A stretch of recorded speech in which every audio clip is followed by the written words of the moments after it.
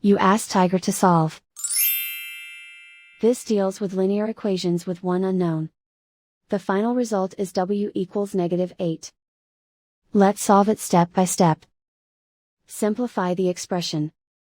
Expand the parentheses. Simplify the arithmetic. Combine like terms. Group all constants on the right side of the equation. Subtract 48 from both sides. Simplify the arithmetic.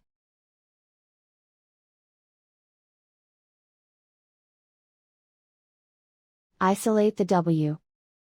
Divide both sides by 9. Simplify the fraction.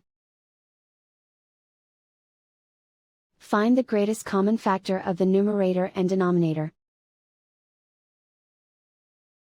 Factor out and cancel the greatest common factor. And so the final result is w equals -8.